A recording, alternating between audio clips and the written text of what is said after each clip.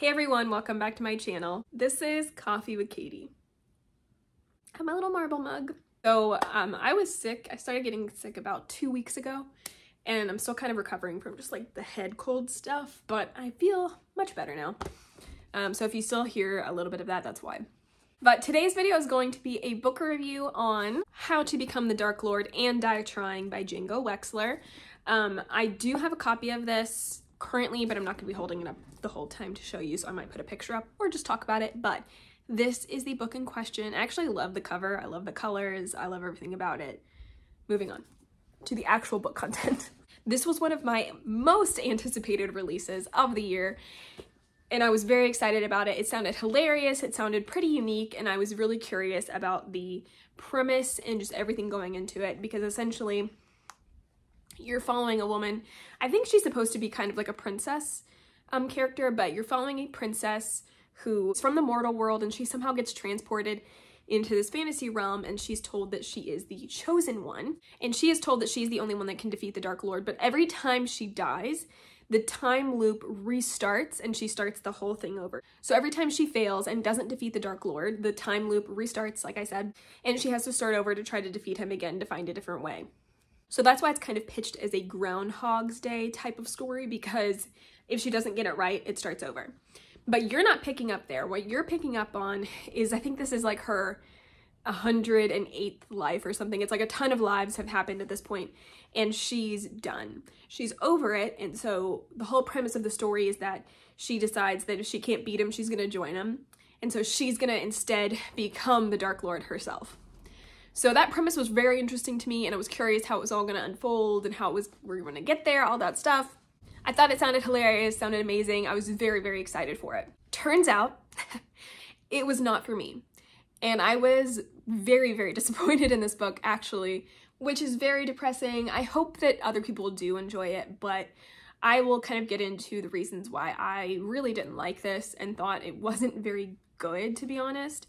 I had a lot of qualms with it, and I will get into this as well, but the only reason this didn't get a 1 star was because of a couple of things that happened in the book. But kind of a spoiler, I didn't like this. I thought it had so much promise. The premise sounded amazing. I thought the idea was really unique and interesting, and it had so many things going for it that I thought would work, but it just didn't for me. So the only reason this didn't get a 1 star was because there was one Star Wars reference that I really, really appreciated. And because the last like 20 to 15% of the book, there were these like trials that were kind of fun, with a twist where the character isn't just an insufferable animal and actually has some depth. So because of the last like 15% of the book and that one Star Wars reference, I gave it 2 stars instead of 1 star. So still not great, you know? I think the premise sounded amazing, but it was just not executed well, in my opinion. Instead of it being like a fun and cool or villain story, I feel like it just kind of tanked. The main character, Davi, who is stuck in this time loop to defeat the Dark Lord and instead, you know, decides to become him to short circuit all of this stuff that she's experiencing. She's gone through a bunch of lives and like hundreds of years of torture, so I think you have to take that into account, that for her, the way the character is written, she's very jaded and doesn't really care, because she's stuck in a time loop, so everything restarts, so it feels like her actions don't really matter in the end, and she's gone through so much torture that she's kind of just like numb to it.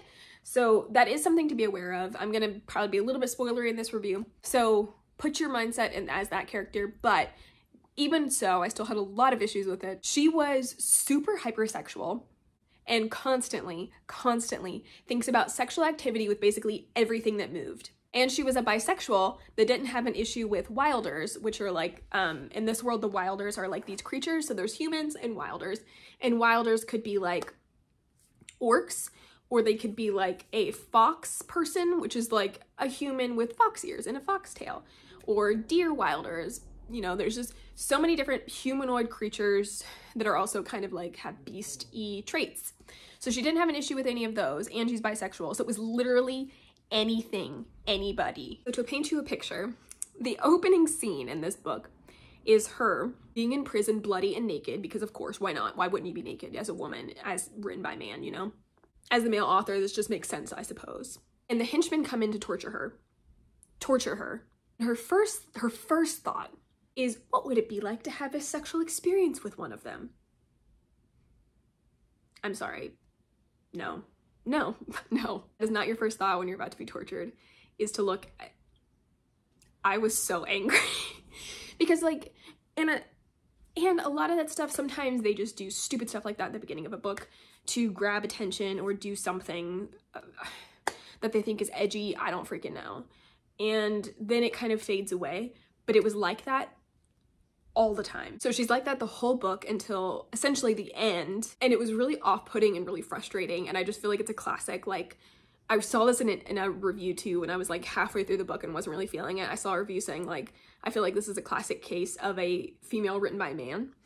And that's what it felt like. And I honestly am afraid to read any of this author's work after that because I'm afraid what he's gonna write about women. So that was really frustrating for me. I wanted a good story, you know? Not a woman written by a man that is basically just a horny teenage boy. Like, why? And also, I saw this in a lot of reviews too, and I agree, because it was just like so grating. She rates herself, like on a scale of 1 to 10, she rates herself. I'm sorry. We don't do that.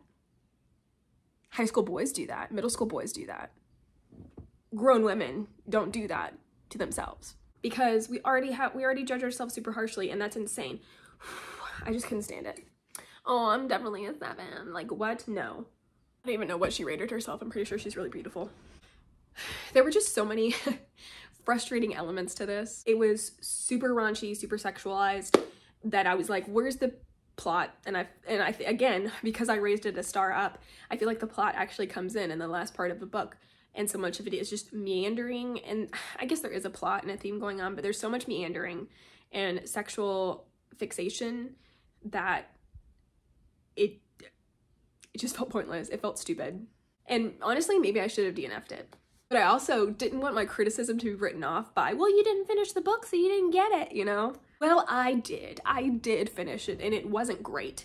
I think had the first, 70% of the book been written differently, I would have really liked it. Maybe it would be good. Maybe I would feel differently. But that doesn't make up for all of the gross stuff in it and the way that she was written to be so flippant, and she didn't care about people's lives, which was understandable to a degree because she is stuck in this time loop. So she thinks like, well, if this person dies and I fail, their life is going to start over. So it's fine, you know? So there is a level of like, you understand a little bit why she's jaded and why she is the way she is, but the hypersexual aspects and how fixated she was on it didn't make any sense. It was like she was a raging sex addict, and that does not compute with the rest of the stuff of her being jaded because she's been living these lives and like just isn't winning and instead becoming the evil Dark Lord, because she's not a villain, you know? She's like, she does some things that are kind of villainous, like kills some people because she's frustrated or whatever, but she's not really a villain. Like, she's just a horny teenage boy that is like skipping around and has no concept of consequences and doesn't really care. But that's not a villain. A villain has like evil intent and is like upset and has a dark past and like blah, blah, blah. You know what I'm saying?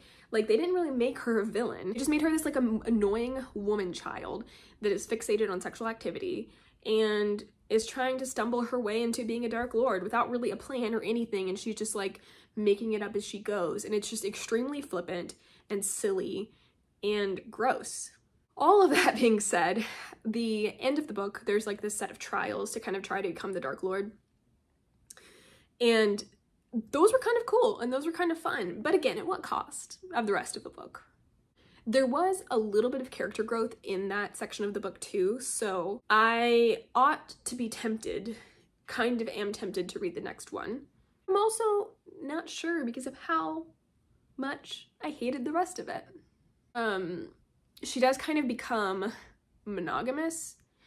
I guess that's a little bit of a spoiler, sorry, I'm gonna be spoiling this a little bit. She does become a little monogamous towards the end of the book as well, which is where some of the character growth and some of this other stuff comes in, but again, at what cost? Like, I don't feel the need necessarily to continue when so much of it was so frustrating and horrible, but maybe the second book would be completely different because this is the start of a series, in case you didn't know. I didn't know. I'm honestly curious to see other people's opinions about this because I feel like some people are going to really like it and some people are going to be offended and some people are just not going to like it for no other reason than they just didn't like it.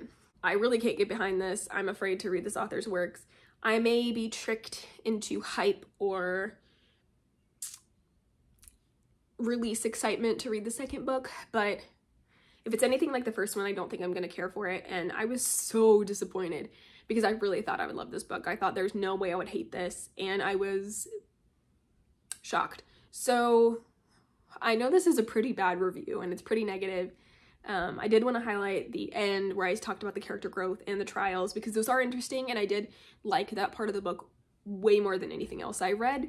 Don't really know where the story's going to go from here, but if you're curious about even more spoilers or more thoughts, I would be happy to talk to you in the comments. Just make sure you put spoiler tags or whatever. But if you have read this book and you want to chat, I would love to chat in the comments. If you have more opinions and you would like to share them, please do. Or if you just want to dialogue, even though you haven't read the book about this, let me know. I know this is pretty negative, but this is a book review, and sometimes they're good and sometimes they're bad. For me, in my opinions. Regardless, that is it for today's video. Please like this video if you liked it, subscribe if you want to, and I will see you next time. Stay safe and caffeinated. Bye.